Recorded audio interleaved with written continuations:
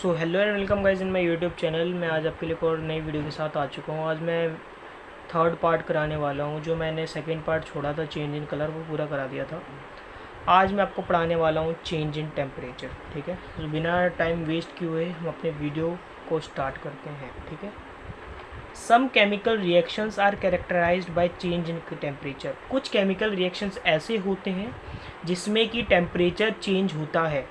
For example, when quicklime reacts with water, जब quicklime को react कराएंगे वाटर के साथ, then slaked lime is form and a lot of heat energy is produced. जब हम लोग क्विकलाइम को और वाटर को रिएक्ट कराएंगे दोनों के साथ, तो केमिकल रिएक्शन होगा दोनों में, तो हमें स्लैकेड लाइम मिलेगा, फॉर्म करेगा और उसमें बहुत ज़्यादा हीट प्रोड्यूस होगा। ठीक है, this heat raises the temperature due to which the reaction mixture becomes hot. ये हीट इसलिए बढ़ा क्योंकि इस रिएक्शन में क्या होता है कि जो मिक्सचर होता है वो गर्म होता है। ठीक है, so we can say that the chemical reaction between quicklime and water to form slaked lime is characterized by change in temperature. फिर हम लोग कह सकते हैं कि अगर हम क्विकलाइम और वाटर के बीच केमिकल रिएक्शन कराएंगे तो हमें स्लैकेड लाइम मिलेगा, और ये एक एग्जांपल है चेंज इन टेम्परेचर का, विच is rise in mixture temperature. The reaction between quicklime and water to form slaked lime is an exothermic reaction। जब ये रिएक्शन होगा तो हम इसको कह सकते हैं, एक और बारी, the reaction between quicklime and water to form slaked lime. जब रिएक्शन होगा क्विकलाइम और वाटर के बीच में तो स्लैकेड लाइम मिलेगा, जो कि एक्सोथर्मिक रिएक्शन है। एक्सोथर्मिक का मतलब होता है which means heat producing reaction. इसका मतलब होता है कि इस रिएक्शन में क्या होता है ना, कि इसमें हीट प्रोड्यूस होता है बहुत ज़्यादा मात्रा में। We can perform this chemical reaction as follows. अब इस केमिकल रिएक्शन को प्रैक्टिकली देखने वाले हम लोग। ठीक है, देख लेते हैं। Take a little quicklime in a hard glass beaker. थोड़ा सा हमें क्विकलाइम लेना है हार्ड ग्लास बीकर में, जो कि आपको लैब में मिलेगा स्कूल के। Add water to it slowly, धीरे धीरे पानी को उसमें डालना है, ऐड करना है। टच द बीकर केयरफुली, सावधानी से बीकर को टच करना है। The beaker feels to be quite hot, its temperature is high. जो बीकर का टेम्परेचर होगा वो थोड़ा गर्म हो जाएगा और उसका टेम्परेचर हाई हो जाएगा। ठीक है, गर्म हो जाएगा जो बीकर होगा और उसका टेम्परेचर हाई होगा, इसका मतलब। ठीक है, लिखा हुआ है temperature high. We have already studied the chemical reaction between zinc granules and dilute sulphuric acid to produce hydrogen gas. हम लोग पहले पढ़ चुके हैं केमिकल रिएक्शन जब होगा जिंक ग्रेन्यूल्स और डाइल्यूट सल्फ्यूरिक एसिड में, तो उसमें हाइड्रोजन गैस मिलेगा। If we touch the conical flask, जब फिर हम उसमें टच करेंगे कॉनिकल फ्लैश को, जो कि containing zinc granules and dilute sulphuric acid से भरा हुआ होगा, it is found to be warm, वो गर्म दिखेगा, वो भी गर्म होगा, जो हमने पहले पढ़ चुके हैं हम लोग। Which means that the temperature rises during this reaction. इसका मतलब ये हुआ इसमें जब केमिकल रिएक्शन हुआ तो इसका टेम्परेचर जो हुआ वो हाई हो गया।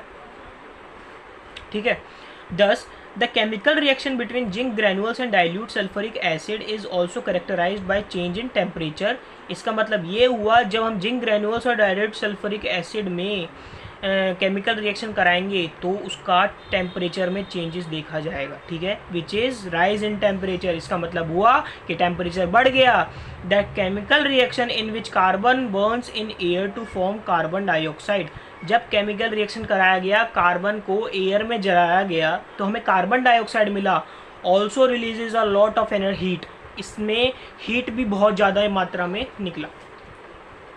ठीक है, we will now give one example of chemical reaction in which heat energy is absorbed due to the temperature falls। अब हम लोग एक एग्जाम्पल लेंगे जिसमें कि टेम्परेचर जो होगा वो गिरेगा। when barium hydroxide is added to ammonium chloride, जब हम बेरियम हाइड्रोक्साइड को एमोनियम क्लोराइड में ऐड करेंगे, taken in a test tube and mixed with a glass rod, हमें लेना है टेस्ट ट्यूब में और उसको ग्लास रॉड से मिक्स करना है। Then barium chloride, ammonia and water are formed. हमने दो चीज़ें ली हैं। ठीक है, तो हमें बेरियम क्लोराइड मिला, एमोनिया मिला और वाटर मिला। दो चीज़ों से इसमें तीन चीज़ें मिली। A lot of heat energy is absorb during this reaction इस रिएक्शन में बहुत ज़्यादा ही हीट एनर्जी को सोखा गया, due to which the temperature of reaction mixture falls and the bottom of test tube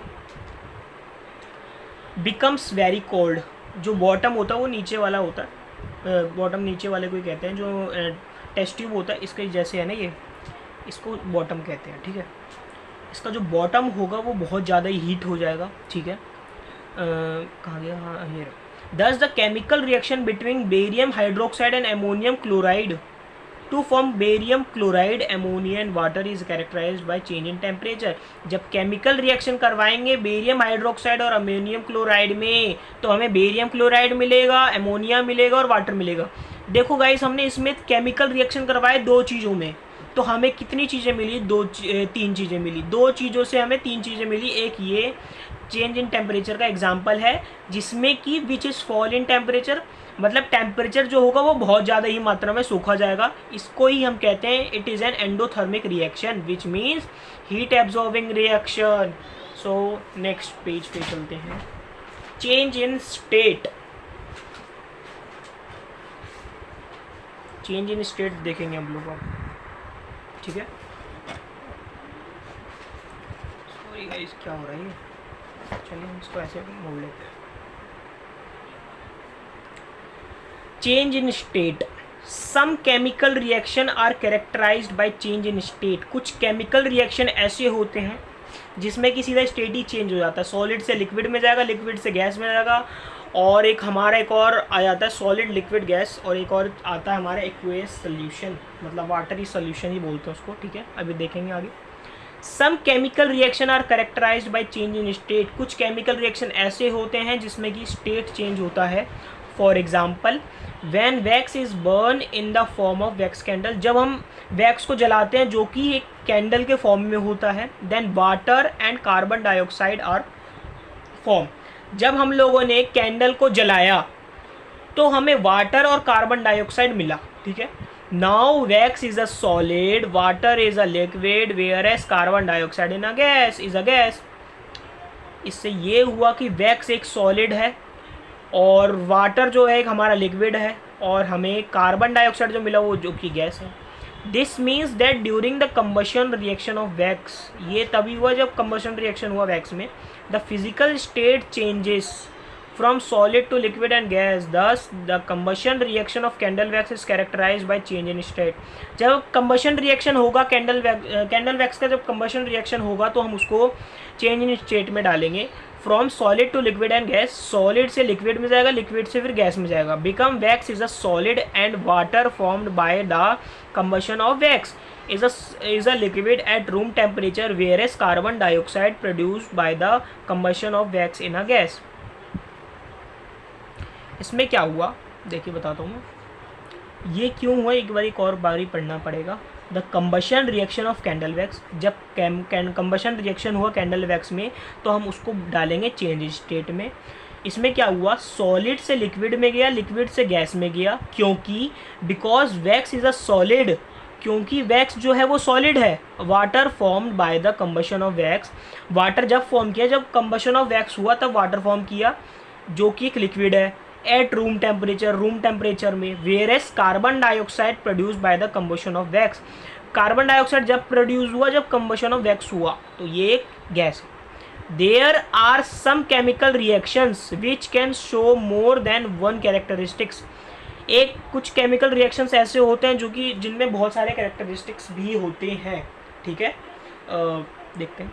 for example, the chemical reaction between zinc granules and dilute sulphuric acid shows to characteristics evolution of gas. जैसे कि chemical reaction हुआ हमारा zinc granules में और dilute sulphuric acid में, तो इसने हमें दो चीज़ें दिखाई। गैस का निकला हुआ, गैस का निकलना, evolution of gas, hydrogen gas. इसमें क्या हुआ कि हाइड्रोजन गैस निकला, और चेंज इन टेम्परेचर, तो एक चेंज इन टेम्परेचर हुआ जिसमें क्या हुआ कि टेम्परेचर बढ़ा। सिमिलरली ऐसे ही the chemical reaction between potassium iodide solution and lead nitrate, ऐसे ही जब पोटेशियम आयोडाइड सोल्यूशन में और लीड नाइट्रेट सोल्यूशन में केमिकल रिएक्शन हुआ तो उसने दो चीज़ें शो की। फॉर्मेशन ऑफ प्रेसिपिटेट क्या बना, फॉर्मेशन ऑफ प्रेसिपिटेट बना, और lead iodide precipitate and change in colour, colourless हो गया वो कलर, येलो से वो सीधा कलरलेस हो गया। इंपॉर्टेंट क्वेश्चन बता रहा हूँ, केमिकल रिएक्शन पूछा जा सकता है, डिफाइन केमिकल इक्वेशंस, ठीक है। अभी मैं केमिकल इक्वेशन भी बताऊंगा आपको, एक बारी मैं नोट्स जो मैंने बनाया था वो ज़रूर दिखा देता हूँ आपको वीडियो में, जिससे कि आपको दिक्कत ना हो, ठीक है। मैं ढूंढ के बताता हूँ। केमिकल इक्वेशंस पढ़ लेते हैं हम लोग अब, ठीक है। The method of representing a chemical reaction with the help of symbols and formation of the substance involved in it is known as chemical equation। Chemical reaction को हमें रिप्रेजेंट करने के लिए कुछ मेथड होता है, जिसके एक मेथड होता है हमें सिंबल्स के थ्रू और फॉर्मूले के थ्रू हम रिप्रेजेंट करते हैं केमिकल रिएक्शन को। The method of representing a chemical reaction, वह मेथड जिसमें कि केमिकल रिएक्शन को रिप्रेजेंट करे, किसकी सहायता से, with the help of symbols, symbols की मदद से, and formulae of the substance involve in it is known as chemical equation. जो उसमें फॉर्मेशन में रहेंगे उसी को हम केमिकल इक्वेशंस कहते हैं। ये आप लोगों को खुद पढ़ना पड़ेगा। Let us take one example to meaning of chemical equations clearly, ठीक है। कोई नहीं, एक बार देख लेते हैं, इसको पढ़ लेते हैं, क्या दिक्कत है। Zinc metal reacts with dilute sulphuric acid to form zinc sulphate and hydrogen gas. This reaction can be written as in word as. Zinc metal को हम डाइल्यूट सल्फ्यूरिक एसिड के साथ रिएक्ट कराएंगे तो हमें जिंक सल्फेट मिलेगा, ठीक है, और हाइड्रोजन गैस मिलेगा। तो हम इसको हम ऐसे रिप्रेजेंट करेंगे, zinc plus sulphuric acid, zinc plus sulphuric acid को हम रिएक्ट कराएंगे तो हमें मिलेगा क्या, जिंक सल्फेट और hydrogen. This is known as the word equation, इसको हम वर्ड इक्वेशन कहते हैं। अब हम इसको वर्ड इक्वेशन को उसमें प्लेस चेंज करेंगे। Symbol of zinc is Zn, zinc का सिंबल Zn है। फॉर्मूले of sulphuric acid, formula of sulphuric acid H2SO4।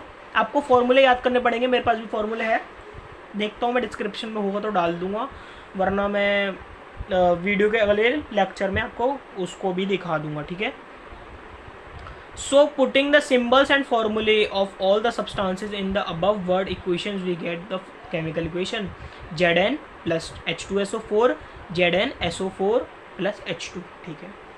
अब हम लोग रिएक्टेंट्स एंड प्रोडक्ट्स देखने वाले हैं, ठीक है। पीछे हम लोग शायद देख चुके हैं, है ना, हम लोग देखेंगे रिएक्टेंट्स और वो सारा कुछ।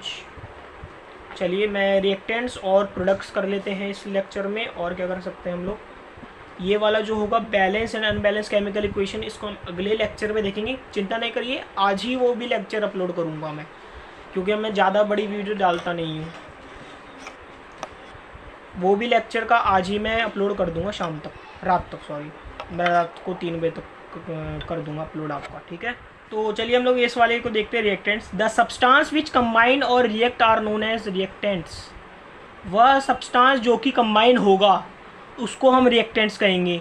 Zinc and sulphuric acid are the reactants. इसमें जो जिंक है और H2SO4 है वो रिएक्टेंट्स है। The reactants are always written on the left hand side. Reactant को हम लेफ्ट हैंड साइड में लिखते हैं इक्वेशन के प्लस साइन में between them. The new substance produce in a reactions are known as products. जो new substance बनेगा उसको हम प्रोडक्ट्स कहेंगे। Zinc sulphate and hydrogen are the products in this case. The products are always written on the right hand side. जो product होगा उसको right hand side लिखा जाएगा। देखिए ZnSO4 जो हमारा है वो प्रोडक्ट है in a chemical with the plus sign between them. The arrow sign pointing towards the right hand side is put between the reactants and products. This arrow indicates that the substance is written. ये दिखाता है हमें left hand side में है ये combine होता हुआ, ठीक है। अब चलिए ये भी बचा ही हुआ, इसको भी कर देते हैं। Written on the right hand side in the equation, it should be clear by now that a chemical equation is a shorthand method of representing a chemical reaction. Chemical equation हमारा एक शॉर्ट हैंड मेथड है जिससे कि हम आसानी से किसी chemical reaction को रिप्रेजेंट कर सकते हैं। चलिए गाइज, अब नेक्स्ट वीडियो पार्ट में हम लोग देखने वाले हैं balanced and unbalanced chemical equations, ठीक है। So please subscribe my video and like and share. Bye bye guys, next part में मिलते हैं हम लोग।